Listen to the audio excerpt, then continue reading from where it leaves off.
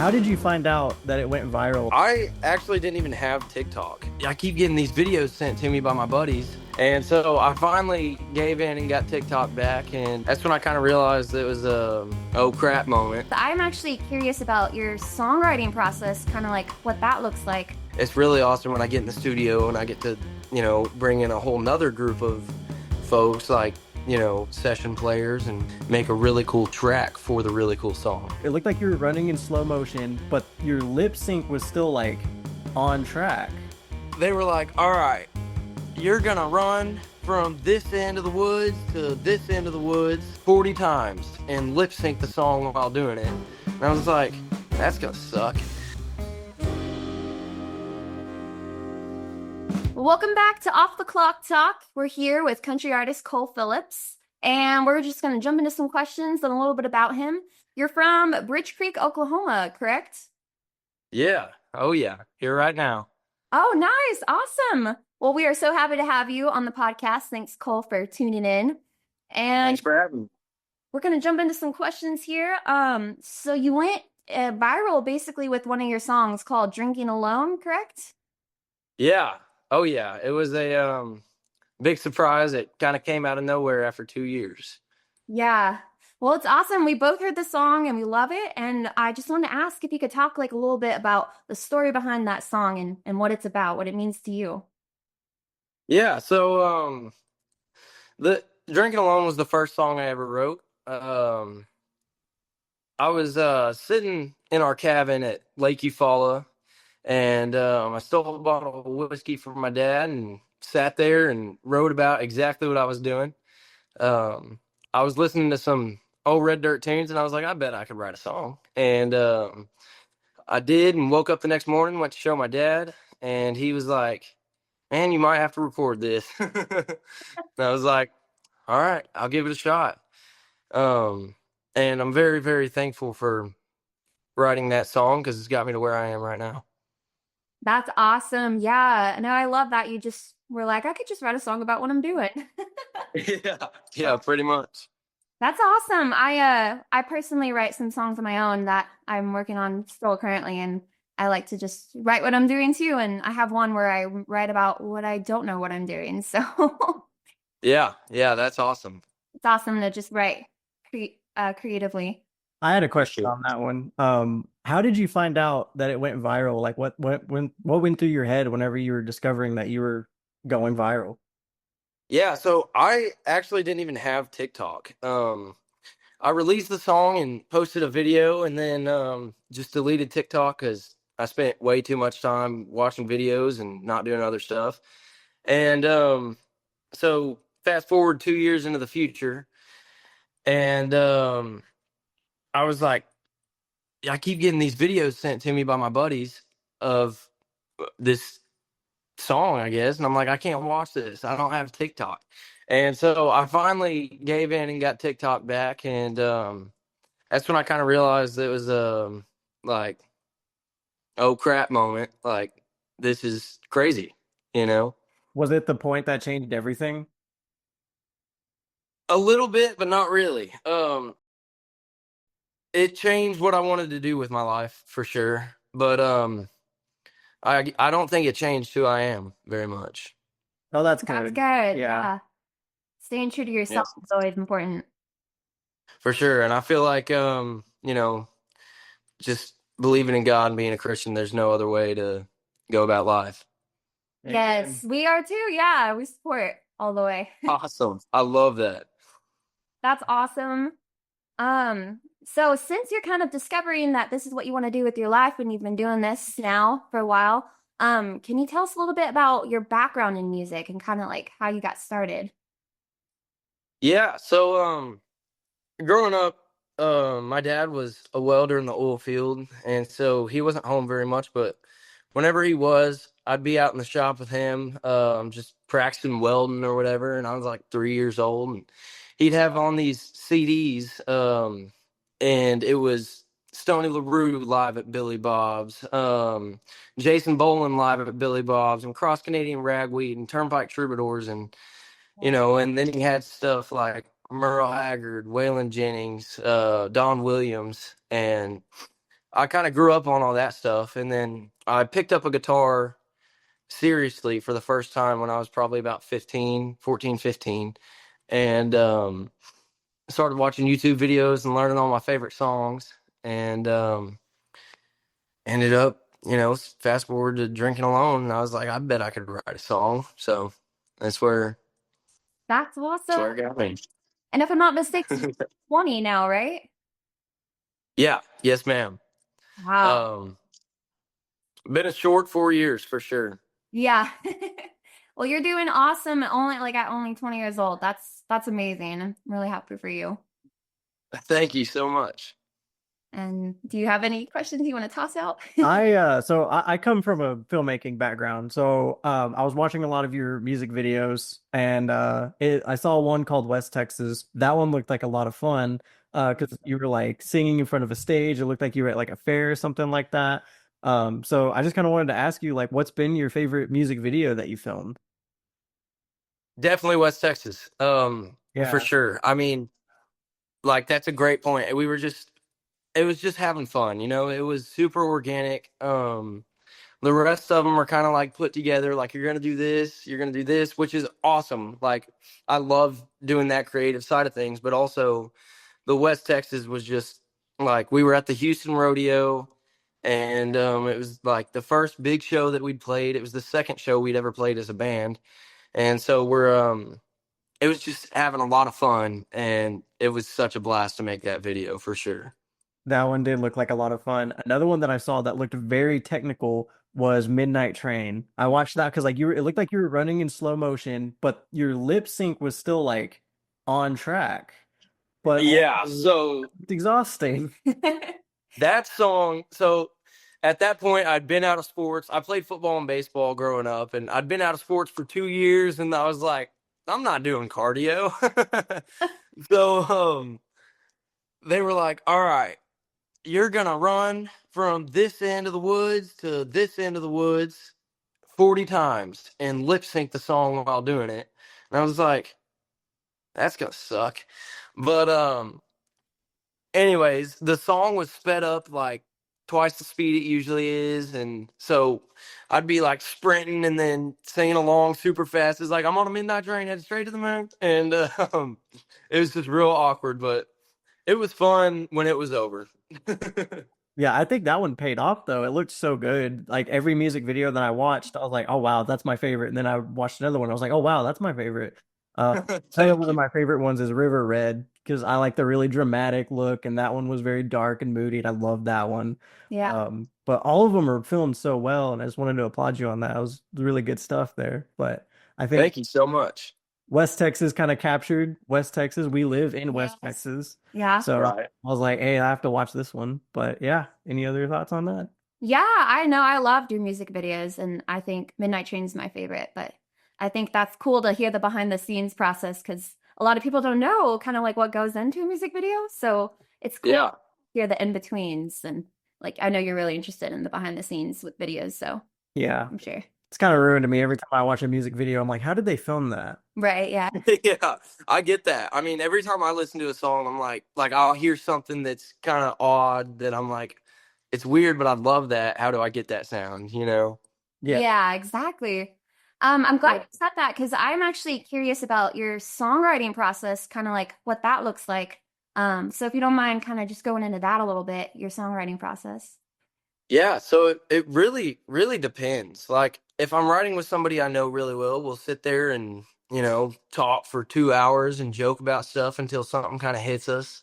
Yeah. And we're like, let's write about that. And if I'm writing by myself, it's like something will just hit me out of nowhere and I'll write down the idea and then write it later. And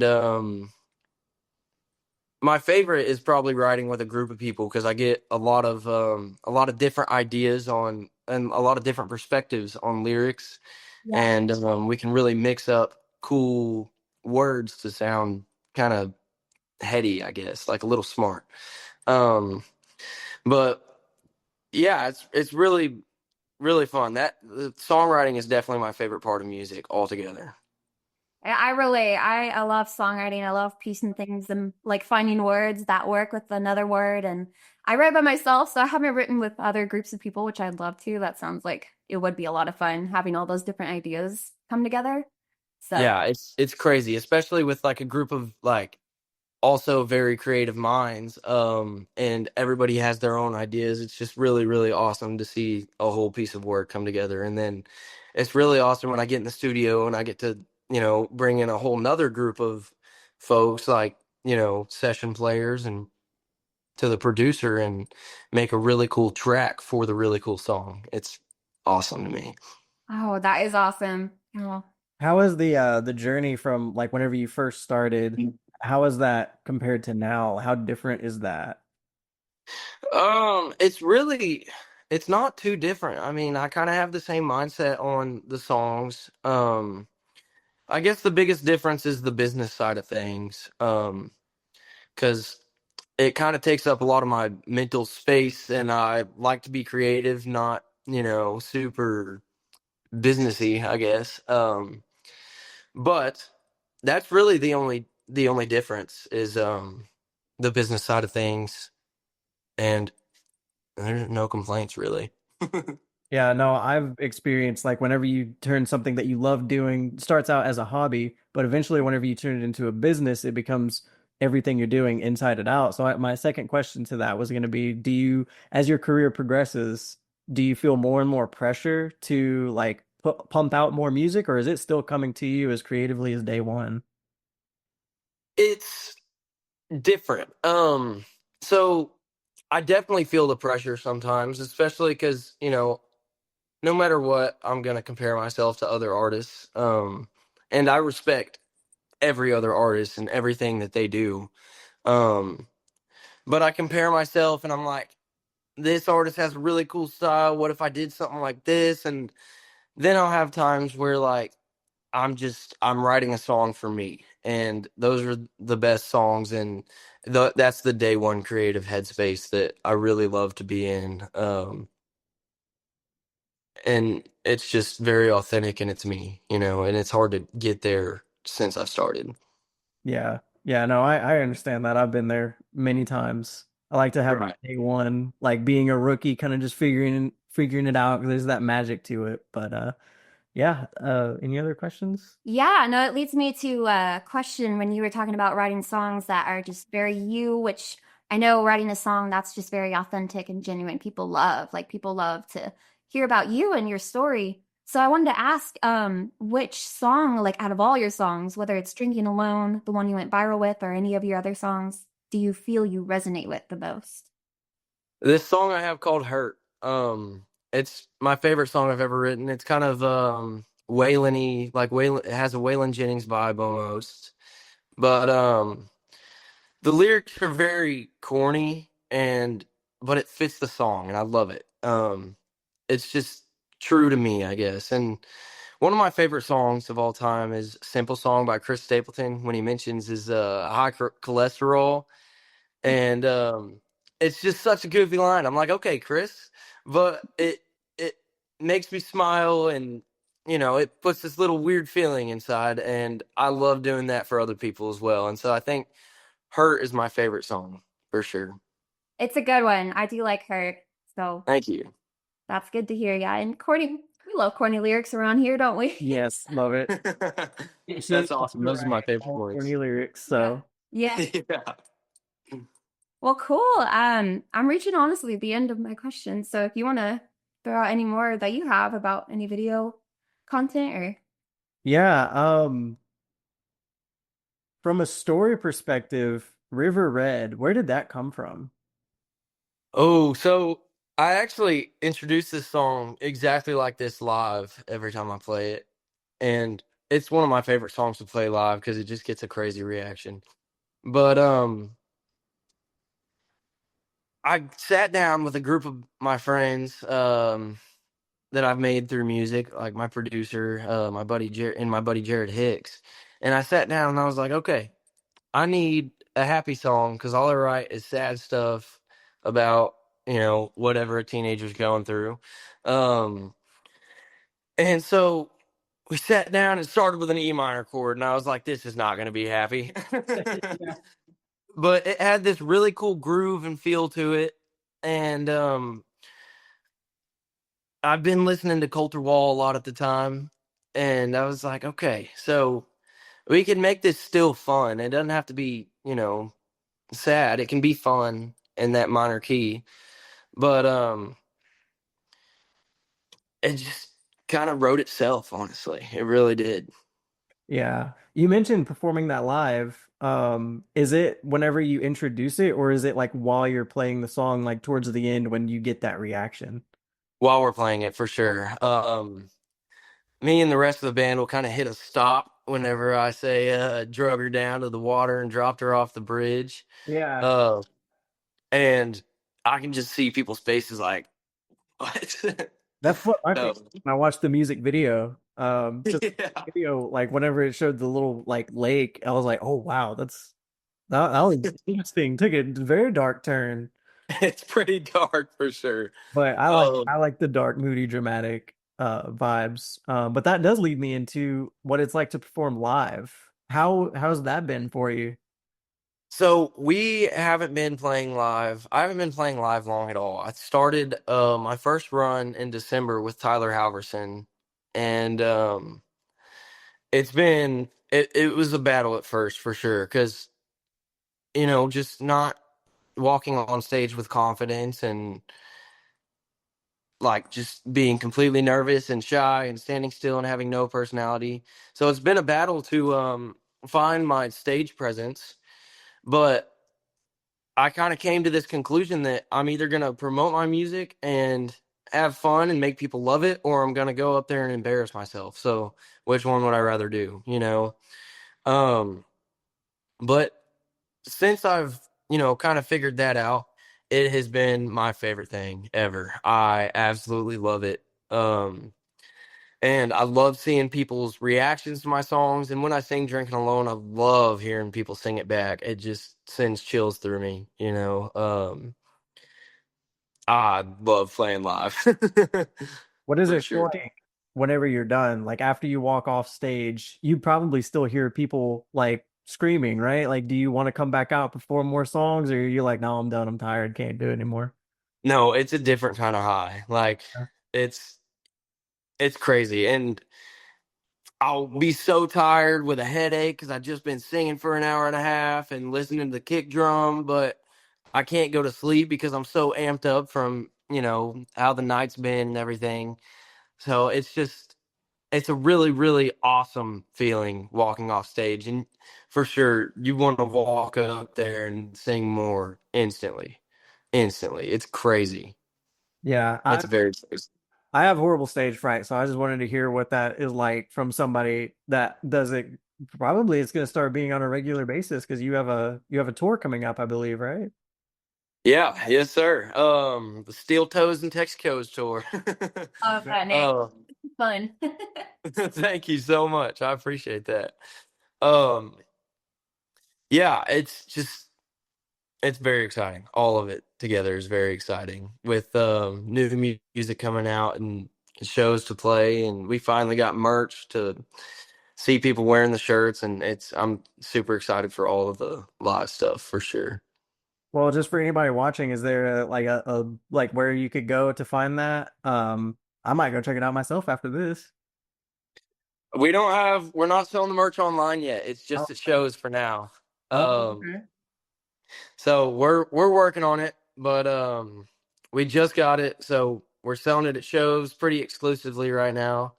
Um, but we're hoping to get a website link up with merch for sure soon. Okay, yeah, that's exciting. It is, yeah. And you'll be coming here to Lubbock in like 2 days, right? Thursday. Oh yeah, I'm very excited. It'll be my second time at Blue Light and first time headline, so I'm really really stoked. Nice. Awesome. We're excited to have you. Thank you. I'm very excited to be there. So, some of my last questions I have, one of them is what like advice would you say you have for those kind of aspiring to do what you've done these last couple of years, aspiring to get to where you're at currently? Just do it. There's no other way around it. all you can do is do what you want. And like my kind of motto for life lately has been like, you only get one, so live it however the hell you want, you know? If you waste your life, if you're laying on your deathbed, are you going to regret anything? And yeah, that's the only advice I have is just do it. Just do what you feel like doing. I love it. It's simple to the point, like Nike said, just do it. Right, exactly. Exactly. You just gotta do it and give it your all. So, I was doing a little bit of research on you, and it sounds like you've got an extended play coming out. Is that correct? What's that? Do you have an extended play coming out? I do. Oh yeah, it's Steel Toes and Texaco's EP. The fun name. Thank you. I'm super super stoked for it. Um we've only got 2 more songs coming out on it. The past few releases, starting with Back Full of Feathers, have all been going towards this. Um but my favorite one, Magnolias in May, comes out I think Thursday night. Oh, nice. Yeah, I think so. Yeah. April 10th. One of Yeah. those. Yeah, the rest of it comes out Thursday night at 11. So I'm super super stoked for that. It's gonna be super fun. And Magnolias in May is the first love song I ever wrote that I wasn't you know mad at because it's corny. So I'm super excited about that. That's awesome. I was gonna ask if fans can they look into that extended play on your website come this Thursday night?